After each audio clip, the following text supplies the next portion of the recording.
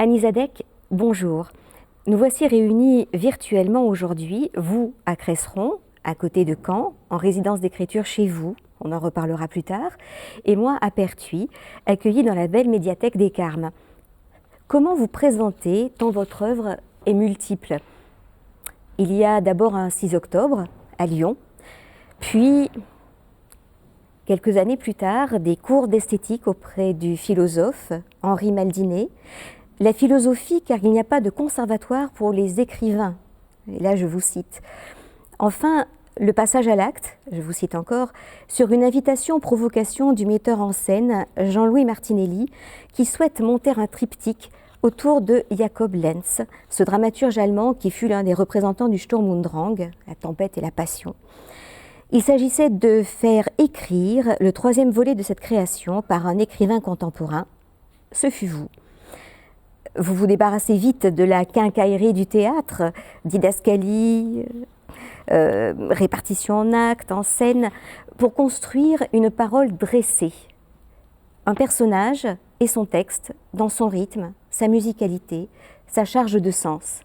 Les livres prennent leur temps, mûris longuement, pesés, sculptés en un souffle qui se plaît aux larges respirations des alexandrins, laissent aux pages blanches leur charge muette, où la pensée s'installe en un style en épure, qui évite les adjectifs et interroge le monde.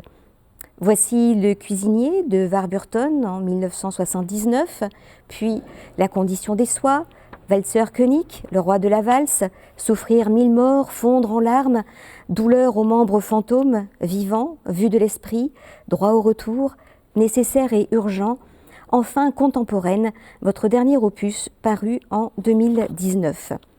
À cela, il faut ajouter des films, Un souvenir d'écran d'Aline K en 2014, Contemporaine, film parlé en 2019. Des projets musicaux récents, en 2020, Repoussés, avec le compositeur Philippe Valenbois, et pour 2022, avec le compositeur Andrea Sarto. Il y a aussi les ateliers, les lectures performées, les installations graphiques, les résidences, comme celle dans le Luberon entre Pertuis et en Suisse, conclue avec l'association Nouvelles Hybrides. En raison de la crise sanitaire, pas le dépaysement attendu, mais une résidence chez vous, à Caen, d'où vous nous parlez. Peut-être que la caméra pourra vous offrir des images de la belle médiathèque de Pertuis, ou pas, qui a su conserver l'architecture de l'ancien couvent du XVIe. Là, c'est pour vous donner une petite idée et que vous visitiez déjà en pensée. Comme la critique affectionne les classifications, elle ne peut être que désorientée par une œuvre qui entretient intimement un lien fort avec les arts visuels, les textes, les formes, passe par la photo, la vidéo. Sur la page, il y a des textes écrits et les mots sont orchestrés en une véritable mise en scène, ou comme dans une sculpture, travaillée par le vide de la page blanche qui leur sert d'écrin. On peut les voir s'échapper de l'objet, livre, et se retrouver détachés sur des pages de sérigraphie, forts de leur autonomie plastique, qui jamais cependant n'en altèrent le sens. Puis, ils courent sur les murs, les vitrines, apportant au lieu une dimension nouvelle. Alors, comment vous présenter, auteur, autrice, écrivaine, quelqu'un qui écrit? Comment pourriez-vous vous définir vous-même? Alors, eh bien, écoutez, de tout ça, je dirais écrivaine. Il n'y a pas si longtemps, j'aurais préféré écrivain, mais bon, avançons avec l'époque et les oukases de la mode. Mais oui, c'est écrire des livres, et puis écrire des livres, d'abord écrire des livres. Écrire des livres, le livre, c'est enfant issu de familles juives polonaises totalement défroquées, communistes, mais cependant on me disait que nous étions les gens du livre. Et ceci en m'offrant des livres de contes de fées, des livres... Vous vous rappelez, les éditions sociales, c'était les Oui. livres du Parti communiste, et ils avaient des livres pour enfants. Et donc, ça me semblait il ne s'agissait évidemment pas de la Bible ni de la religion, mais donc j'écris des livres. Voilà, quand les gens me demandent qu'est-ce que vous faites dans la vie, je dis écrivain. Enfin, jusqu'à il n'y a pas si longtemps, mettons écrivaine. Et vous savez bien, c'est pas suffisant. Alors oui, roman, théâtre, poésie, on n'échappe pas à cette trilogie, et qui commence évidemment par roman. Alors j'essaye de m'en tirer en disant que ben non, j'écris des livres. Alors, faut rigoler, mais des essais. Après, je précise des livres de parole. Des livres de parole qui sont adressés, puis qui sont adressés à un public qui parle. Voilà, c'est des paroles, ce sont des paroles. Et certainement la provocation, le début avec le théâtre, le théâtre, on fait que je ne peux pas sortir de là. Je travaille les textes comme le grand Gustave avant moi, et avant beaucoup d'autres à la voix. Et ensuite, ce que vous appelez les blancs sur la page, c'est pas des blancs, c'est pas des vides, c'est du silence. Et le silence entre les mots, ben vous savez bien que c'est aussi important que tout. Lorsque l'on parle des mots justement et de la parole, il y a aussi le problème de la langue française, la seule que vos parents vous aient autorisé à employer. Ils ne vous ont pas transmis le polonais ni le yiddish, qui était leur langue.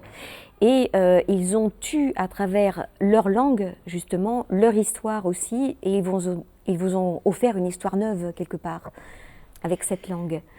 Quand on dit, vous n'êtes pas la première, Marie-Vonne, bien sûr, à dire, enfin, là c'est sans réprobation, j'entends bien, mais je me souviens de ces réflexions. Quoi ? C'est dommage, tu connais pas le polonais, c'est quoi, comme c'est dommage, etc. Il faut évidemment se rendre compte que les gens qui ont quitté dans les conditions que nous savons, juste avant, enfin mes parents ont quitté la Pologne en 1937 et ils ne l'ont pas quitté pour aller voir ailleurs si on était mieux. Ils sont partis parce que c'est ce que je raconte dans Nécessaire et urgent. Ils sont partis, no future, pas de futur pour les jeunes juifs qui voulaient aller à l'université, ne pas être dans le ghetto de la religion, vivre autrement, vivre comme les Français des Lumières et du Front populaire. Donc, est-ce qu'on peut imaginer que ces gens-là aient pu élever leurs enfants autrement qu'en leur transfusant obligatoirement l'admiration qu'ils avaient pour les Français, pour les Lumières, pour la laïcité. J'arrive avec mes gros sabots pour la démocratie, pour cette liberté qu'ils avaient, pour laquelle ils avaient tout laissé et tout. On sait ce que ça veut dire, tout laisser à ce moment-là en Pologne. Hein. Ça veut dire tout massacrer, ce qu'il y a derrière soi. Donc, Donc moi j'apprenais le français à l'école, c'est ça ma langue française, c'est la langue de l'école, la langue de la République française, la langue de Colette, des, des, et aussi bien entendu ce français qu'ils s'obstinaient à me parler avec leur accent magnifique, ce qui fait que mes deux premiers maris, si je peux dire, l'un était toujours d'ailleurs britannique, le second autrichien, mais je n'arrivais pas à me décoller du français avec accent. Voilà, le français avec accent, non, pas du tout.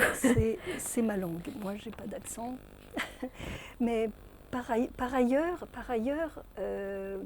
comme ils étaient forcément dans une bagarre avec cette langue d'emprunt,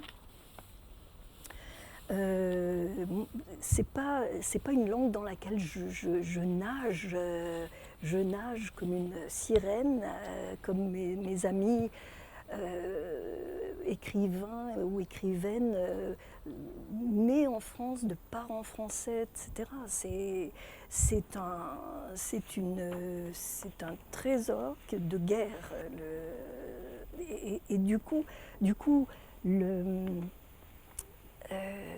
les expressions idiomatiques, enfin, je suis obligée de faire simple. Je suis obligée d'aller droit au but. Voilà, je peux pas faire du Proust même. Enfin, il y a de grands maîtres, n'est-ce pas? C'est les grands maîtres, Flaubert, Racine. Alors bien sûr qu'eux, c'est dégraissé, quoi. Moi, je ne peux pas dire autrement, c'est une langue dégraissée. Et sans adjectif d'ailleurs. Oui, sans adjectif. Les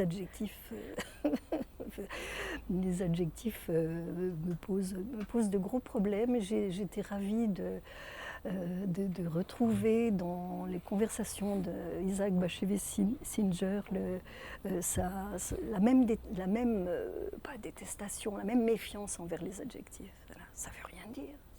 Si je vous dis, je l'ai dit tout à l'heure, je crois, admirable. Non, je peux dire que j'admire, mais je ne peux pas dire d'un truc que c'est admirable. Oui, il vaut mieux utiliser le verbe qui, lui, a une fonction d'action, en fait, tandis que l'adjectif est dans quelque chose de subi et de moins vif, n'est-ce pas, dans la formulation. En exergue d'ailleurs de nécessaire et urgent, vous citez aussi un grand personnage à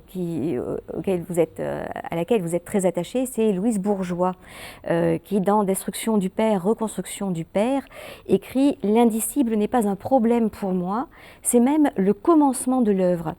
C'est la raison de travailler, la motivation de l'œuvre est de détruire l'indicible. » Est-ce que la mission de l'œuvre est de révéler absolument?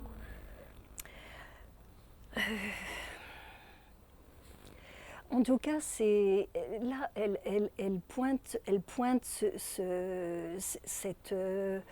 ce qui pour moi est se défausser, quoi, d'éviter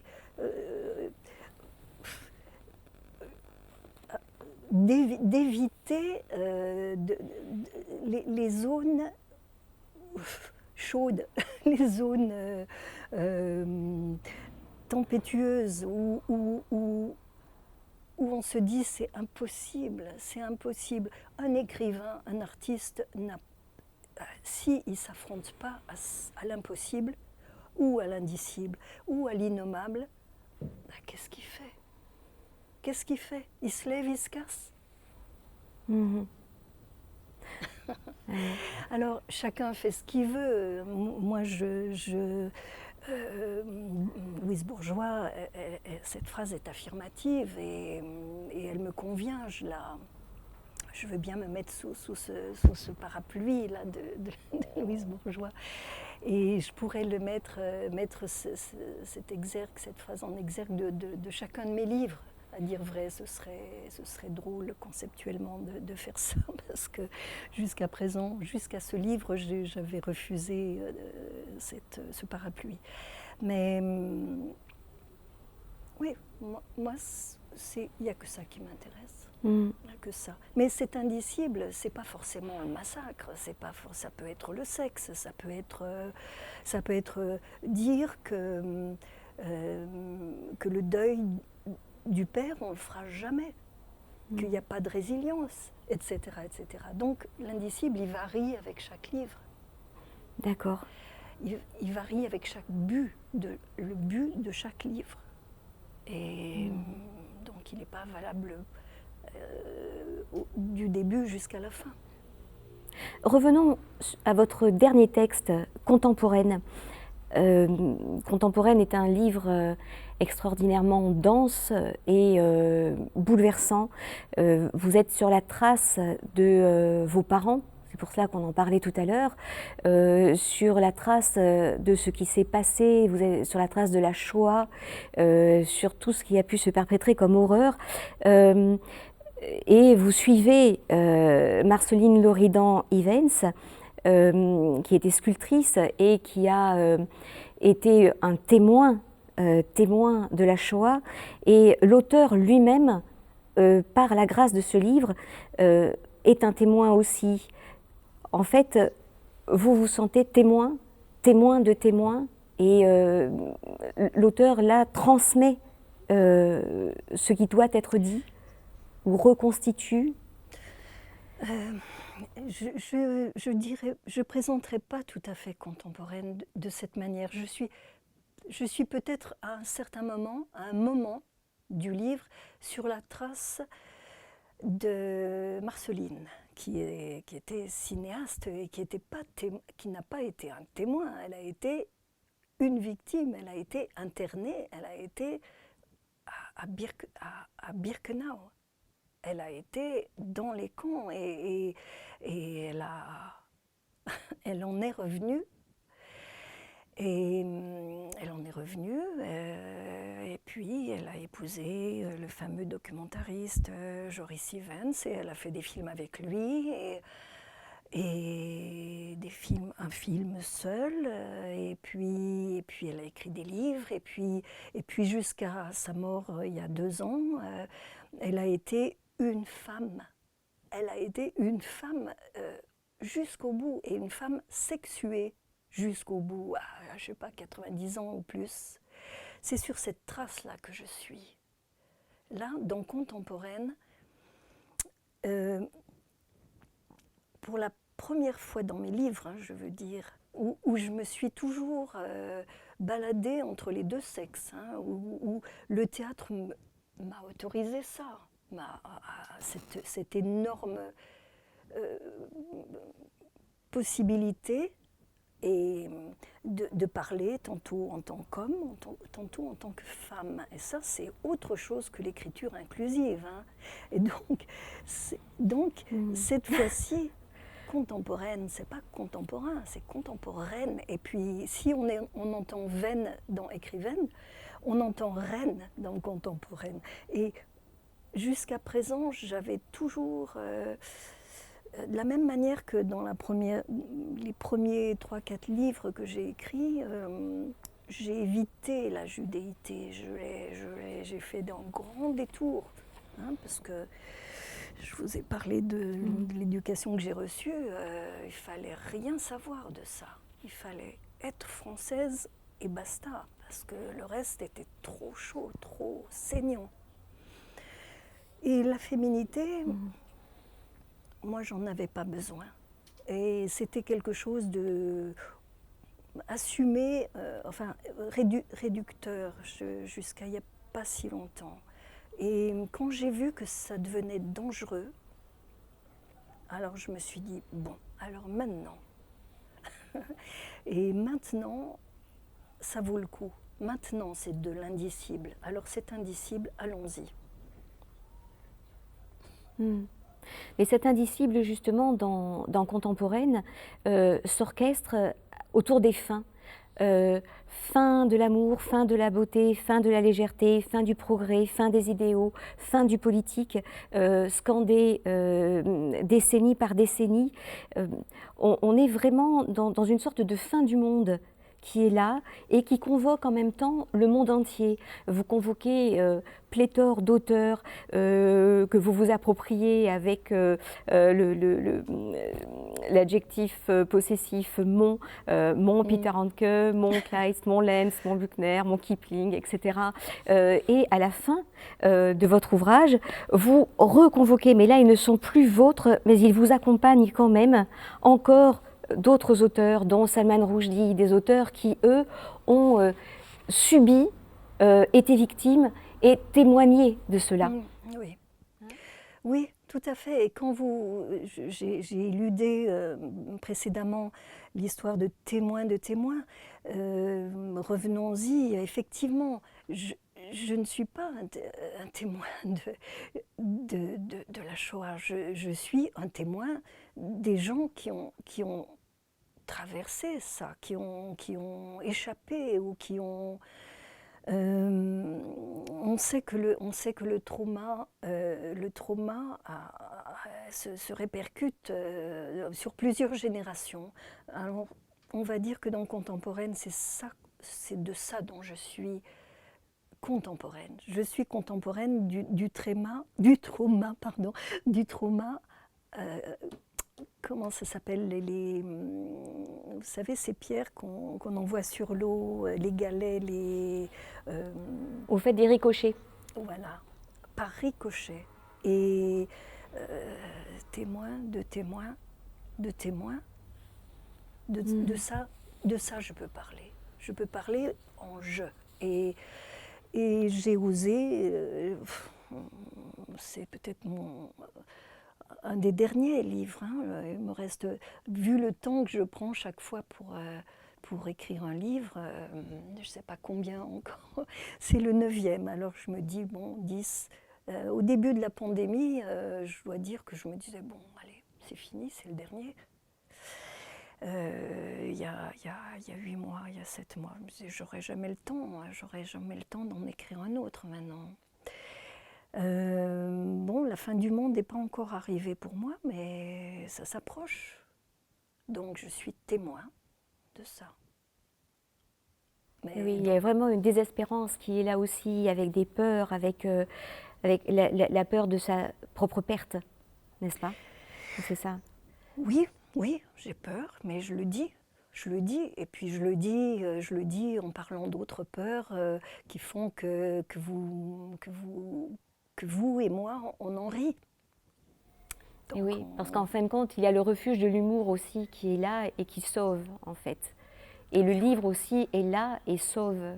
Il y a une force cathartique dans le livre. C'est possible, c'est vous qui pouvez me le dire. C'est pas ce que je cherche. Au début, je cherche à rendre compte d'un réel. Et le réel, il a évolué des années 80, 90. Il faut qu'un écrivain qui se met à écrire « je », il faut qu'il sache qui est ce « je ». L'abscisse, l'ordonnée. Qui suis-je? C'est fondamental, mais si difficile. Et on ne peut pas l'éviter. Oui, c'est pour cela qu'au début de Contemporaine, vous dites « Chaque livre et chaque titre de livre donne aussi des nouvelles de son auteur, dit quelque chose de lui, du monde et de l'histoire. » C'est-à-dire qu'en fait, on n'est jamais seul, il n'y a pas d'individu seul. L'individu est toujours dans un contexte. Et là, c'est comme dans une partition de musique, et c'est peut-être pour cela aussi que vos livres sont tellement musicaux et sont liés à des musiques. Vous vous liez aux cantates de Bach, vous vous liez aussi aux cantates judaïques dans Contemporaine, justement. Et la musique aussi est là et vous donne un rythme. Oui, on ne dira pas des cantates judaïques, c'est du sauvage, là, c'est du bélier, des cornes de bélier, c'est des cantilènes, mais dont je ne sais rien, mais quand on parle de Bach, dès le début, évidemment, il faudrait parler de Chanté par Kathleen Ferrier. d'emblée, dès le cuisinier, c'est cette voix, quoi. C'est cette voix et ce travail acharné de tous les musiciens, il faut bien le dire, mais de cette femme dont je me suis approchée pas mal, enfin, dont la voix mezzo comme ça peut-être est aussi la mienne, mais elle chante, c'était une galloise, elle chante comme une paysanne dans un champ, quoi, ou comme un oiseau lance son chant avec une liberté, une franchise. Hein, il n'y a pas de... la note, elle va elle fait pas d'inflexion, elle fait pas... Ça, c'est un modèle, on va dire, un modèle de droiture. Oui, donc écrire, c'est aussi un exercice de liberté. Je ne sais pas. Je ne sais pas. Ça serait un exercice de précision. De précision. Un exercice de précision. D'accord. Oui, parce que je vous voyais aussi comme l'auteur en tant que témoin questionnant dans cette précision-là, parce que vous questionnez aussi énormément le monde. Le monde est là, est un objet de question. Et à l'intérieur des questions, il y a... on parlait des ricochets tout à l'heure, on a justement tellement de strates de réponses possibles. C'est comme tous ces ronds dans l'eau et puis qui s'agrandissent comme cela. Et ce sont des livres qui sont, par leur écriture, tellement resserrés et qui ouvrent sur une foule de pensées et sur quelque chose d'extrêmement profond dans l'approche du monde.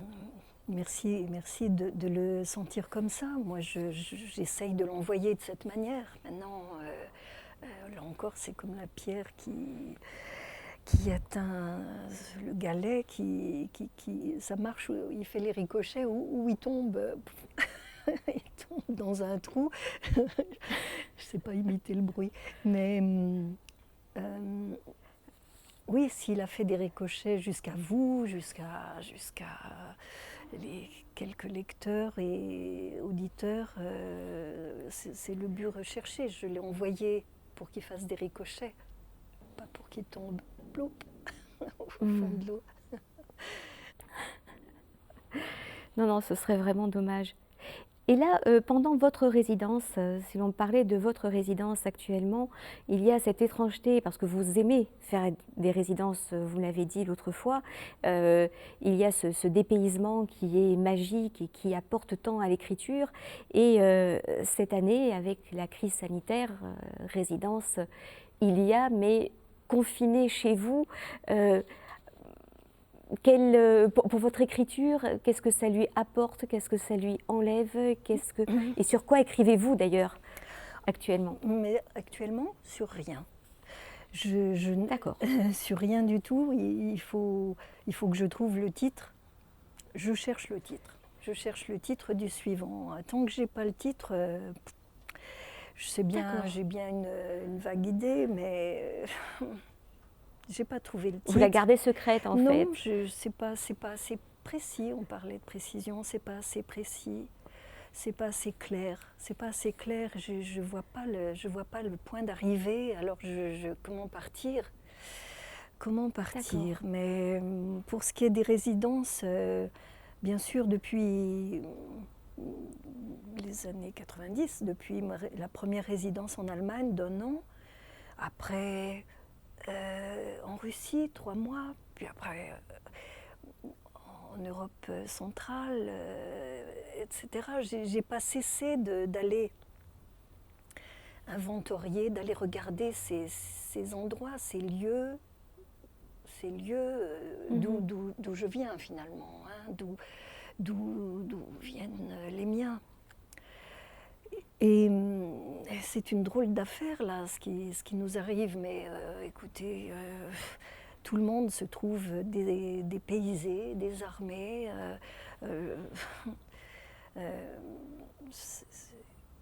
On fait au mieux, mais c'est une grande tristesse tout de même. Enfin, pas une tristesse, une grande frustration de ne pas pouvoir arpenter le Luberon, rencontrer d'autres accents que j'entends un tout petit peu au téléphone quand me parle Laurence et surtout Régine. Et puis, bon, mais il y a un projet qui se dessine d'opéra avec le seul livre de moi qui n'a pas été monté au théâtre, c'est Souffrir 1000 morts, fondre en larmes, et donc qui va être un opéra. Et c'est Hubert Collat donc, qui est notre metteur en scène, enfin scénographe, après avoir monté magnifiquement trois livres de moi. Et donc je retournerai vers vous. Je dis je retournerai parce que de fait j'ai rencontré les Nouvelles Hybrides, je crois que c'était en 2004 ou 2005, à l'ouverture. C'était un printemps des poètes et elles avaient invité Jacques Roubaud, qui avait une carte blanche, et il m'avait invité, sans me connaître, mais pour Souffrir 1000 morts, justement, qui a l'air un peu oulipien dans la mesure où c'est que des mots extraits du livre de Raoul Hilberg, La destruction des Juifs d'Europe. Pour moi, c'est un contresens. Je ne suis absolument pas une oulipienne, mais ça ne fait rien. J'ai vraiment ressenti la grâce de ce lieu et j'avais depuis le désir d'y retourner. Donc, ce désir est suspendu, on va dire. Il n'est pas ajourné, il est suspendu. Il va être plus fort. Il va être encore plus fort. Et là, en plus, dans cette œuvre-là, tout va se rencontrer, puisque l'opéra étant quelque chose de totalement complet, puisqu'en fait, on a la parole, on a le chant, on a la présence des êtres sur scène. C'est une belle revanche sur la période que nous vivons. Oui, où les corps et le temps ont disparu. Oui, il faut que... voilà de quoi je peux témoigner. C'est une chose inouïe. Et oui, on n'est plus dans l'indicible, mais c'est l'inouï, c'est ça. Oui. On a vraiment... Et je me dis, c'est pour ça que j'ai un peu insisté pour qu'on se parle tout bêtement par téléphone, parce qu'il y a encore la voix, il y a encore le grain de la voix, et on a beaucoup... Moi, j'écoute beaucoup la radio, et l'image ne me manque pas. Oui, mais la matière sonore est là, n'est-ce pas? Et c'est vrai que c'est retrouver la matière de quelque chose, c'est ça qui est aussi important. Voilà. Donc on a cette matière, et si on se voit comme des fantômes moches, parce que des fantômes peuvent être beaux, mais des fantômes moches sur Zoom ou je suis encore trop coquette, je crois, mais j'ai pas envie. J'ai pas envie de ça. Je comprends très bien. Vous partagez. Totalement. Bon, alors, c'est parfait, nous sommes d'accord. Nous serons heureux de nous voir en vrai bientôt. Rendez-vous pris. Oui. Merci infiniment Annie Zadek pour votre patience et votre rencontre. Merci de votre écoute merveilleuse. À bientôt Marie-Laure. À bientôt.